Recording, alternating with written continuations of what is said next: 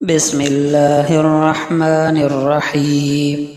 نبی اکرم صلی اللہ علیہ وسلم کا پاک ارشاد ہے، جس مومن نے کسی بے لباس مومن کو کپڑا پہنایا، اللہ سبحانہ و تعالی اسے جنت کے سبز جوڑے پہنائے گا، اور جس مومن نے اپنے بھوکے مومن بھائی کو کھانا کھلایا، اللہ سبحانہ و تعالی اسے روز قیامت جنت کے پھل کھلائے گا، اور جس مومن نے اپنے پیاسے مومن بھائی کو پانی پلایا، اللہ سبحانہ و تعالی اسے روز قیامت مہر لگی ہوئی خالص شراب پلائے گا۔ آپ صلی اللہ علیہ وسلم کا پاک ارشاد ہے، میں اس شخص کے لیے جنت کے اندر ایک گھر کا ضامن ہوں جو لڑائی جھگڑا ترک کر دے اگرچہ وہ حق پر ہو۔ نبی اکرم صلی اللہ علیہ وسلم نے فرمایا، جس شخص کے پاس 2 لڑکیاں ہوں اور وہ ان کے ساتھ اچھا برتاؤ کرے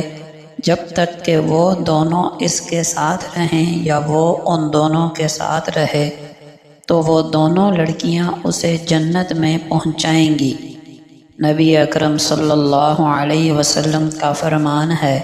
کہ ایک آدمی نے کہا، اللہ کی قسم، اللہ فلاں کو نہیں بخشے گا، تو اللہ تعالی نے فرمایا،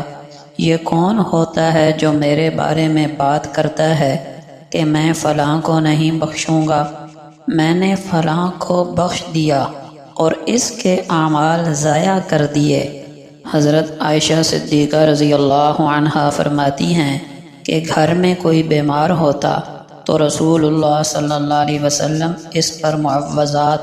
یعنی سورہ فلق، سورہ ناس پڑھ کر پھونکتے۔ پھر جب آپ صلی اللہ علیہ وسلم بیمار ہوئے، اس بیماری میں جس میں وصال ہوا، تو میں آپ پر پھونکتی اور آپ ہی کا ہاتھ آپ پر پھیر دیا کرتی، کیونکہ آپ کے ہاتھ مبارک میں میرے ہاتھ سے زیادہ برکت تھی۔ آپ صلی اللہ علیہ وسلم کا فرمان ہے، جب آدمی جھوٹ بولتا ہے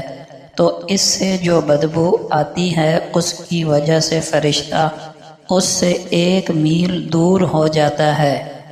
آپ صلی اللہ علیہ وسلم کا ارشاد ہے،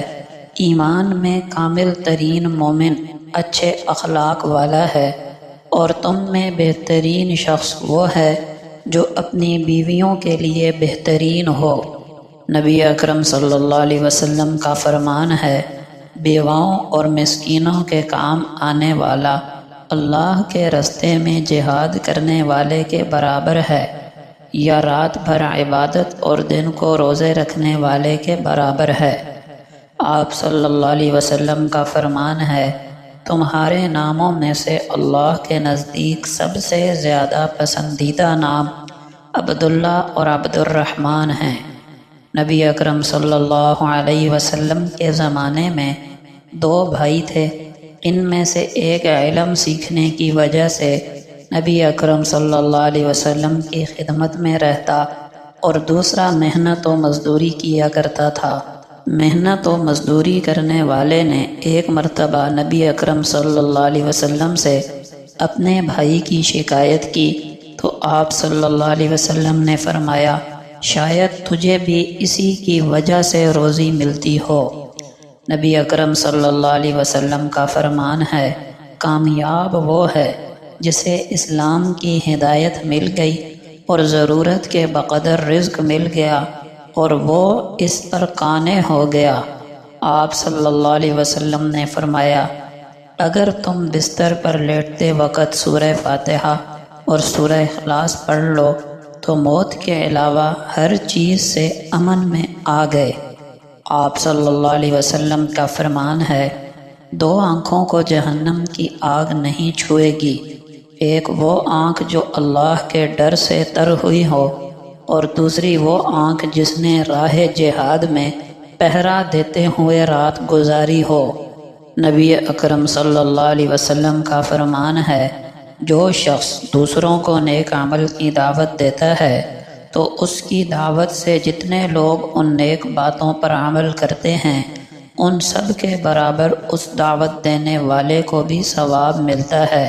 اور عمل کرنے والوں کے ثواب میں سے کوئی کمی نہیں کی جاتی۔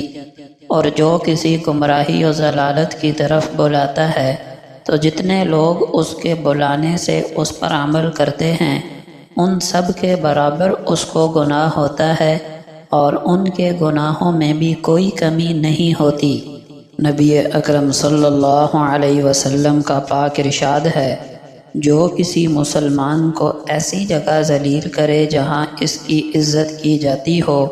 تو اللہ تعالیٰ بھی اسے ایسی جگہ ذلیل کرے گا جہاں اسے اللہ کی مدد کی ضرورت ہوگی۔ تم اللہ کے حضور کثرت سے سجدے کیا کرو، کیونکہ تم اللہ کے لیے جو بھی سجدہ کرو گے اللہ اس کے نتیجے میں تمہارا درجہ ضرور بلند کرے گا اور تمہارا کوئی گناہ معاف کر دے گا۔ جس بھی مسلمان کو بیماری کی